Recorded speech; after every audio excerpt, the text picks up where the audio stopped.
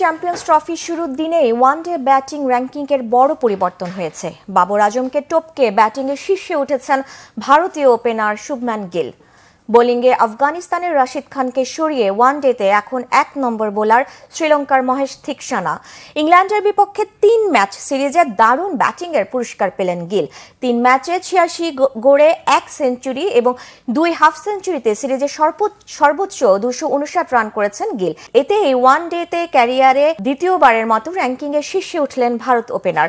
অন্যদিকে বাবর আজম দীর্ঘদিন ফর্মহীনতায় ভুগছেন। ওয়ানডেতে শেষ ২১ ইনিংসেই কোনো সেঞ্চুরি পাননি বাবর। ব্যাটিং র্যাঙ্কিংয়ে গিল ও বাবরের পরে আছেন রোহিত শর্মা, দক্ষিণ African hard hitting batter Heinrich Klaasen এবং নিউজিল্যান্ডের ড্যারিল মিচেল। ওয়ানডে ব্যাটিংয়ে শীর্ষ ১০-এ ভারতেরই ৪ ব্যাটসম্যান। গিল ও রোহিত ছাড়া বিরাট কোহলি আছেন ৬ নম্বরে এবং শ্রেয়াস আয়ার আছেন ৯ নম্বরে। বাংলাদেশের কোনো ব্যাটার শীর্ষ ২৫-এ নেই। নাজমুল শান্ত আছেন ২৬ নম্বর স্থানে। অথচ আয়ারল্যান্ডের হ্যারি টাক্টর ৭, শ্রীলঙ্কার চারিথা আসালাঙ্কা ৮, ওয়েস্ট ইন্ডিজের শাই হোপ আছেন ১০ম স্থানে। চ্যাম্পিয়ন্স ট্রফিতে শ্রীলঙ্কা না থাকলেও বোলিংয়ে শীর্ষে উঠেছেন মহেশ থিকসানা। রশিদ খান নেমে গেছেন ২য় স্থানে। নামিবিয়ার বার্নার্ড স্কল্টজ ৩-এ উঠেছেন, ৪-এ কুলদীপ যাদব এবং ৫ নম্বরে শাহিন শাহ আফ্রিদি। ব্যাটিংয়ের মতো বোলিংয়েও শীর্ষ ২৫-এ বাংলাদেশের কেউ নেই। ২৭ নম্বরে আছেন মেহেদী মিরাজ।